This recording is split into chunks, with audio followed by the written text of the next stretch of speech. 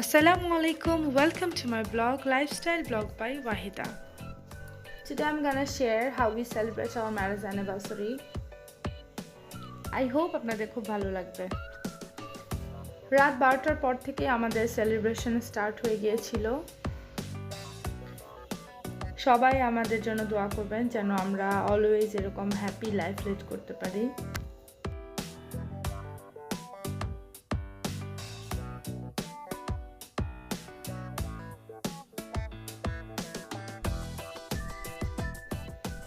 দুপুরে আমার শাশুড়ি রান্না করেছিল মাটন বিরিয়ানি। বিরিয়ানিটা অনেক ইয়ামি হয়েছিল।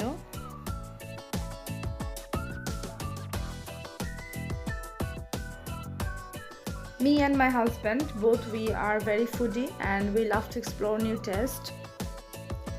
And we have decided that আমরা এবার ফ্লেভিংসে যাব। আচ্ছা, ফ্লেভিংসটা হচ্ছে এবার খুব হাইপড একটা ফুড কোর্ট মিরপুর 10-এর।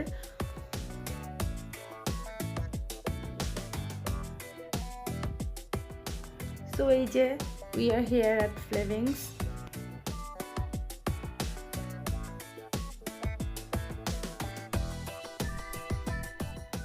সবচেয়ে যে বিষয়টা আমার কাছে ভালো লেগেছে সেটা হচ্ছে এখানে লাইভ কিচেন রয়েছে, so you can see everything, যে আপনাকে কি খাওয়ানো হচ্ছে, কি দিয়ে বানানো হচ্ছে, এভরিথিং আপনি দেখতে পারবেন। They are so friendly and literally they helps us to make videos.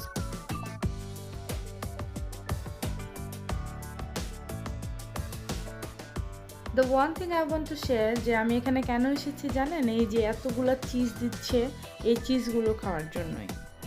আর আরেকটা কথা হচ্ছে ওরা কত হাইজেনিক, মটকা ভরে ভরে এতগুলো চিজ দিচ্ছে, সেজন্য এটার নাম হচ্ছে মটকা চিজ মিটবল।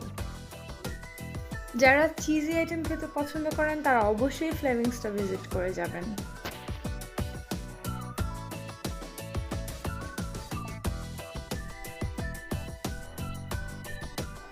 ওদের আরেকটা খুব মজার আইটেম হচ্ছে এখানকার বার্গার, যদিও বা আমরা এটা ট্রাই করিনি বিকজ আমরা যা খেয়েছি তাতে আমাদের ওভারলোড হয়ে গিয়েছে, সো আমরা আর বার্গার খাওয়ার মতন স্কোপ পাইনি।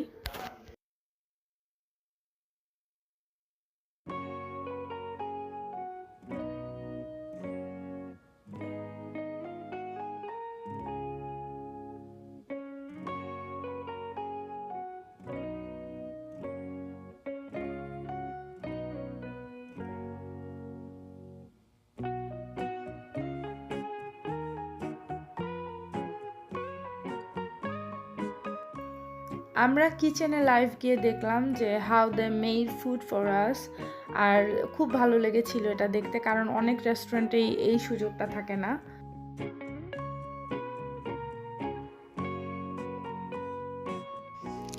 এর মধ্যে আমাদের খাবারের সার্ভিং স্টার্ট হয়ে গেল, সো আমরা ওখানে চলে গেলাম খেতে। খাবারটা যে কত ইয়ামি হয়েছিল সেটা আমাদের দুইজনের এক্সপ্রেশন দেখেই নিশ্চয়ই গেস করতে পারছেন। সত্যি এত এফোর্ডেবলের মধ্যে এত মজার খাবার খুব কমই পাওয়া যায়।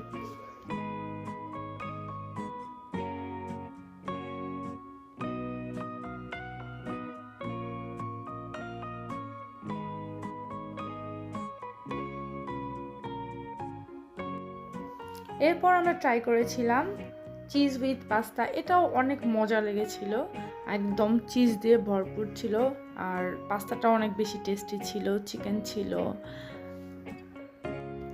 প্রাইস অনুযায়ী এটা অনেক অনেক ভালো ছিল। এরপর আমরা চলে গেলাম মিরপুর হোপ মার্কেট, যেটা ইউটিউবে খুবই hyped, but I was so disappointed, কারণ আমি সেরকম কিছুই পেলাম না। আমার কাছে মনে হচ্ছিল যে মিরপুর হোপ মার্কেটের চাইতে আমাদের নিউ মার্কেট ফার বেটার। এটা হতে পারে যে যারা ওইখানে থাকে তাদের জন্য হয়তো বা নিউ মার্কেট অনেক দূর, তাদের জন্য সেটাই ঠিক আছে, বাট আমি যেহেতু নিউ মার্কেটের খুব কাছাকাছি থাকি, আমার কাছে মনে হয় যে নিউ মার্কেট বেটার। তবে এক্সেপশনাল এটা যে আমরা কিছু এক্সপোর্টেড এক্সক্লুসিভ ড্রেস দেখেছি, সেখান থেকে আমি একটা ওভারকোট আর আমার হাজব্যান্ডের জন্য একটা ব্লেজার নিয়েছিলাম। তো এই ছিল আমার আজকের ব্লগ, কেমন লাগলো সবাই জানাবেন, আর ধন্যবাদ সবাইকে এতক্ষণ ব্লগ দেখার জন্য। আল্লাহ হাফেজ।